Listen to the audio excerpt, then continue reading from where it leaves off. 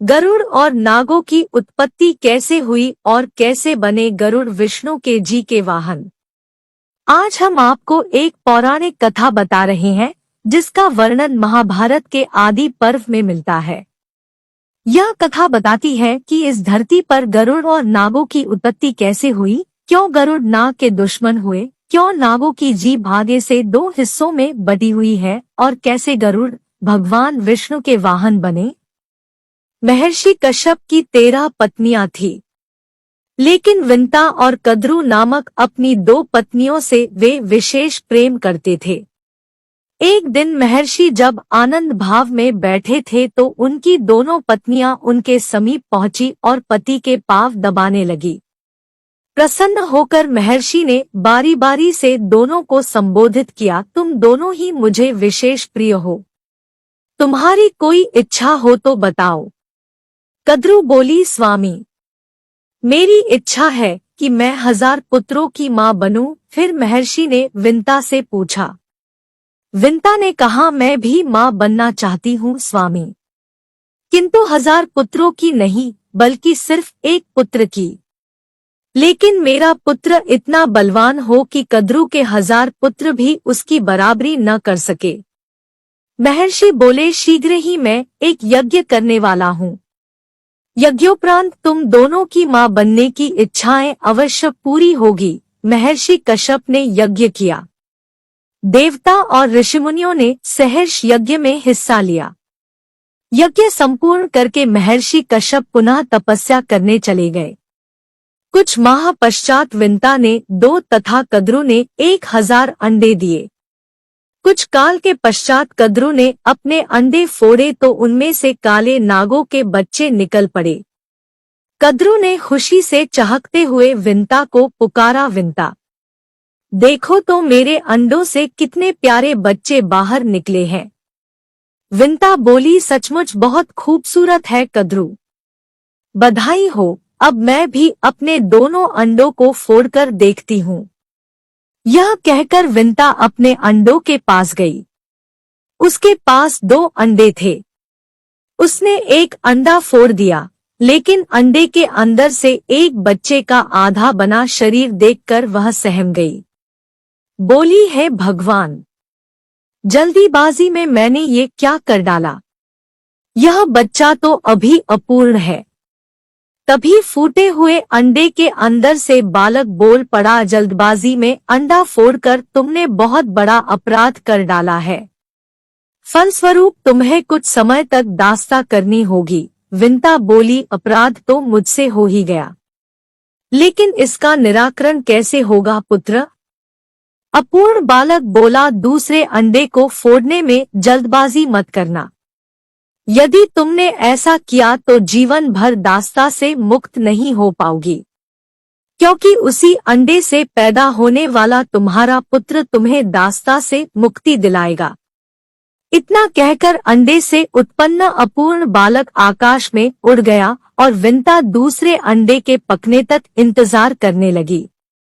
समय पाकर अंडा फूटा और उसमें से एक महान तेजस्वी बालक उत्पन्न हुआ, जिसका नाम गरुड़ रखा गया। गरुड़ दिन प्रतिदिन बड़ा होने लगा और कद्रू के 1000 पुत्रों पर भारी पड़ने लगा। परिणाम स्वरूप विंता और कद्रू के संबंध दिन प्रतिदिन कटु से कटुतर होते गए। फिर एक दिन जब विंता और कद्रू भ्रमण कर रही थी, कद्रू ने सागर के किनारे दूर खड़े सफेद घोड़े को देखकर विंता से कहा, बता सकती हो विंता, दूर खड़ा वह घोड़ा किस रंग का है। विंता बोली, सफेद रंग का। कद्रू बोली, शर्त लगाकर कह सकती हो कि घोड़ा सफेद रंग का ही है। मुझे तो इसकी पूंछ काले रंग की नजर आ रही है। विंता बोली, तुम्हारा विचार गलत है, घोड़ा पूंछ समेत सफेद रंग का है। दोनों में काफी देर तक यही बहस छिड़ी रही। आखिर में कद्रू ने कहा, तो फिर हम दोनों में शर्त हो गई, कल घोड़े को चलकर देखते हैं। यदि वह संपूर्ण सफेद रंग का हुआ तो मैं हारी, और यदि उसकी पूंछ काली निकली तो मैं जीत जाऊंगी। उस हालत में जो भी हम दोनों में से जीतेगी तो हारने वाली को जीतने वाली की दासी बनना पड़ेगा। बोलो तुम्हें मंजूर है? विंता बोली मुझे मंजूर है।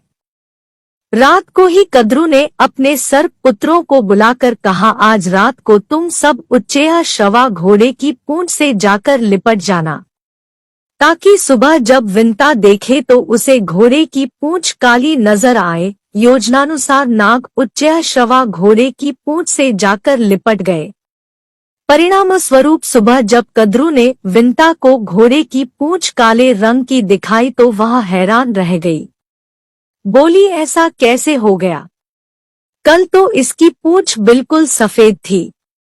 कद्रू बोली खूब तसल्ली से देख लो, घोड़े की पूंछ आरंभ से ही काली है। शर्त के मुताबिक तुम हार चुकी हो, इसलिए अब तुम्हें मेरी दासी बनकर रहना पड़ेगा। विवशतापूर्वक विंता को कद्रू की दास्ता स्वीकार करनी पड़ी। माता को उदास देखकर गरुड़ ने पूछा, क्या ऐसा कोई उपाय नहीं है जिससे आप कद्रू की दास्ता से मुक्त हो जाए? विंता बोली, यह तो कद्रू से ही पूछना पड़ेगा। यदि वह प्रसन्न हो जाती है तो मुझे दास्ता से मुक्त कर देगी। गरुड़ अपनी माता विंता को लेकर कद्रू के पास पहुंचा और कहा, क्या ऐसा नहीं हो सकता कि आप मेरी माता को अपनी दास्ता से मुक्त कर दे? कद्रू बोली, हो सकता है, बशर्ते कि तुम मेरे पुत्रों को अमृत लाकर दे दो। यह सुनकर गरुड़ सोच में पड़ गया। उसने अपनी माता से पूछा, माँ, अमृत कहाँ मिलेगा जिसे लेकर मैं तुम्हें दासी जीवन से मुक्त कर सकूं? विंता ने कहा, अमृत का पता तुम्हारे पिता बता सकते हैं पुत्र, तुम उन्हीं के पास जाकर पूछो। गरुड़ महर्षि कश्यप के पास पहुंचा। कश्यप अपने पुत्र को देखकर बहुत प्रसन्न हुए। गरुड़ ने उनसे पूछा, पिताश्री, मैं अमृत लेकर अपनी माता को दास्ता से मुक्ति दिलाना चाहता हूँ, कृपया मुझे बताइए कि अमृत कहाँ मिलेगा? महर्षि बोले, पुत्र, देवराज इंद्र ने अमृत की सुरक्षा के लिए बहुत व्यापक प्रबंध कर रखा है, वहां तक पहुंचना कठिन है। गरुड़ बोला, इंद्र ने कितनी ही कड़ी सुरक्षा प्रबंध क्यों न कर रखे हो, मगर मैं अमृत ले आऊंगा। आप मुझे सिर्फ उस स्थान का पता बता दीजिए। महर्षि कश्यप ने गरुड़ को इंद्र का पता बता दिया। गरुड़ ने फिर पूछा, पिताजी, मुझे भूख बहुत लगती है, कृपया मुझे यह भी बता दीजिए कि इस लंबे मार्ग में क्या खाकर अपना पेट भरूं? महर्षि बोले, अमृत जिस स्थान पर रखा है उस सरोवर तक पहुंचने में तुम्हें वक्त लग जाएगा। इस बीच समुद्र के किनारे तुम्हें निषादों की अनेक बस्तियां मिलेगी। ये निषाद बहुत पतित है और इनके आचरण असुरों जैसे हैं। तुम इन्हें खाकर अपनी भूख मिटा लेना। गरुड़ बोला, और उसके बाद भी मेरा पेट न भरा तो? महर्षि बोले, सरोवर के अंदर एक विशाल कछुआ रहता है और उसके साथ ही वन में एक महाभयंकर हाथी भी रहता है। दोनों ही बहुत क्रूर और आसुरी प्रवृत्ति के हैं। तुम उन्हें भी खा सकते हो। पिता का आदेश पाते ही गरुड़ अमृत सरोवर की ओर बढ़ चला। मार्ग में उसने निषादों को खाकर अपनी भूख मिटाई। फिर अमृत सरोवर पर पहुंचकर कच्छप और हाथी को अपने पंजों में दबाया और दोनों को खाने के लिए किसी उचित जगह की तलाश में उड़ चला। सोंगिरी पर्वत पर लहलहाते ऊंचे वृक्षों को देखकर जैसे ही उसने एक वृक्ष पर बैठना चाहा तो उनके भार से वृक्ष की शाखा टूटकर नीचे गिरने लगी। यह देख गरुड़ तुरंत उड़ा और दूसरे वृक्ष पर जा बैठा।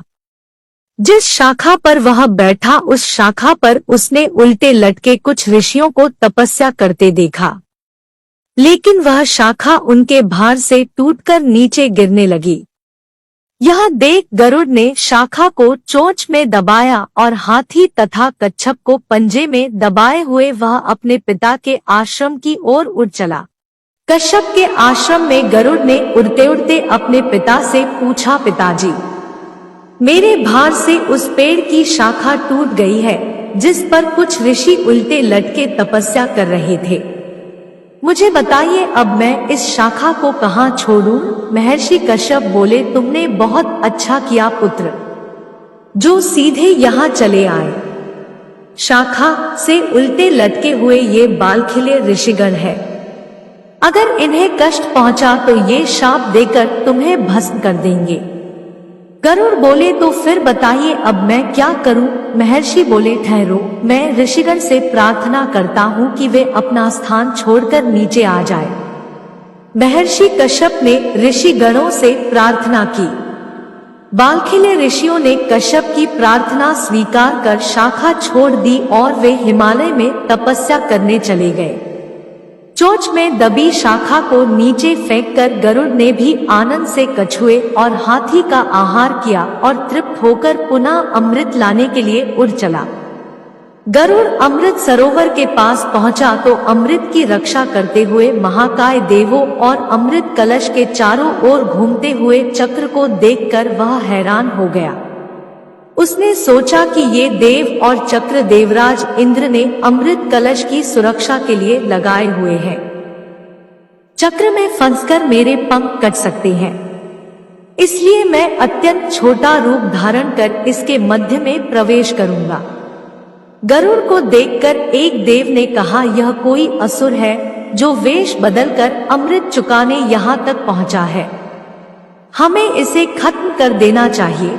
दोनों देव विद्युत गति से गरुड़ पर टूट पड़े, लेकिन गरुड़ ने अपने पैने पंजों और तीखी चोट से इन्हें इतना घायल कर दिया कि शीघ्र ही वे दोनों बेहोश होकर गिर पड़े।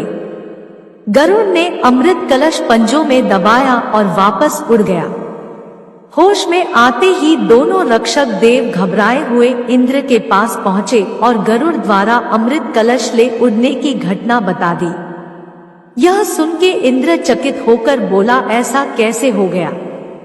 सरोवर में रहने वाले विशाल कच्छप और तट पर रहने वाले महाकाय हाथी का क्या हुआ? उन दोनों को भी उस विशाल गरुड़ ने अपना भोजन बना लिया। यह सुनकर इंद्र अपनी देव सेवा की एक टुकड़ी के साथ वज्र उठाए इंद्रपुरी से निकला और गरुड़ की खोज में बढ़ चला। आकाश मार्ग में उड़ते हुए शीघ्र ही उसने गरुड़ को देख लिया और अपना वज्र चला दिया। इंद्र के वज्र का गरुड़ पर कोई असर न हुआ। उसके डैनों से सिर्फ एक पंख वज्र से टकराकर नीचे आ गिरा।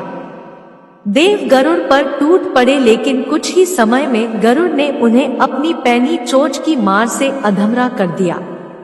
यह देख इंद्र सोचने लगा, यह तो महान पराक्रमी है, मेरे वज्र का इस पर जरा भी असर नहीं हुआ, जबकि मेरे वज्र के प्रहार से पहाड़ तक टूट के चूर्ण बन जाते हैं। ऐसे पराक्रमी को शत्रुता से नहीं मित्रता से काबू में करना चाहिए। यह सोचकर इंद्र ने गरुड़ से कहा, पक्षीराज, मैं तुम्हारी वीरता से बहुत प्रभावित हुआ हूँ। इस अमृत कलश को मुझे सौंप दो और बदले में जो भी वर मांगना चाहते हो मांग लो। गरुड़ बोला, यह अमृत मैं अपने लिए नहीं, अपनी माता को दास्ता से मुक्त कराने के लिए नाग माता को देने के लिए ले जा रहा हूँ, इसलिए यह कलश मैं तुम्हें नहीं दूंगा। इंद्र बोला, ठीक है, इस समय तुम कलश ले जाकर नाग माता को सौंप दो, किंतु उन्हें इसे प्रयोग मत करने देना। उचित मौका देखकर मैं वहां से यह कलश गायब कर दूंगा। गरुड़ बोला, अगर मैं तुम्हारी बात को मान लूं तो मुझे बदले में क्या मिलेगा? इंद्र बोला, तुम्हारा मनपसंद भरपेट भोजन, तब मैं तुम्हें इन्हीं नागों को खाने की इजाजत दे दूंगा। गरुड़ बोला, यही तो मैं चाहता हूँ। नाग मेरे स्वादिष्ट भोजन है, किंतु एक ही पिता की संतान होने के कारण मैं इन्हें कहते हुए हिचकता हूँ।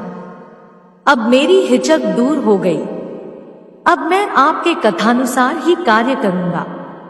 यह कहकर गरुड़ अमृत कलश लेकर कद्रु के पास पहुंचा और उससे बोला, माते, अपनी प्रतिज्ञानुसार मैं अमृत कलश ले आया हूँ, अब आप अपने वचन से मेरी माता को मुक्त कर दे। कद्रु ने उसी क्षण विंता को वचन से मुक्त कर दिया और अगली सुबह अमृत नागों को पिलाने का निश्चय कर वहां से चली गई। रात को उचित मौका देखकर इंद्र ने अमृत कलश उठा लिया और पुनः उसी स्थान पर पहुंचा दिया। दूसरे दिन सुबह नाग जब वहां पहुंचे तो अमृत कलश गायब देखकर दुखी हुए। उन्होंने उस कुशा को ही जिस पर अमृत कलश रखा था चाटना आरंभ कर दिया, जिसके कारण उनकी जीभ 2 हिस्सों में विभाजित हो गई। गरुड़ की मातृभक्ति से प्रसन्न होकर भगवान विष्णु गरुड़ के सम्मुख प्रकट हो गए और बोले, मैं तुम्हारी मातृभक्ति देखकर बहुत प्रसन्न हूँ पक्षीराज। मैं चाहता हूँ कि अब से तुम मेरे वाहन के रूप में मेरे साथ रहा करो। गरुड़ बोला, मैं बहुत भाग्यशाली हूँ प्रभु, जो स्वयं आपने मुझे अपना वाहन बनाना स्वीकार किया। आज से मैं हर क्षण आपकी सेवा में रहूंगा और आपको छोड़कर कहीं नहीं जाऊंगा। इस तरह उसी दिन से पक्षीराज गरुड़ भगवान विष्णु के वाहन के रूप में प्रयुक्त होने लगे। गरुड़ के भगवान विष्णु की सेवा में जाते ही देवता भयमुक्त हो गए और चूंकि नागों के छल के कारण गरुड़ की मां विनीता को दास्ता स्वीकार करनी पड़ी, इसलिए नाग और गरुड़ एक दूसरे के दुश्मन है। जय श्री हरि विष्णु। ऐसी ही और वीडियो के लिए हमारे चैनल को सब्सक्राइब करें। धन्यवाद।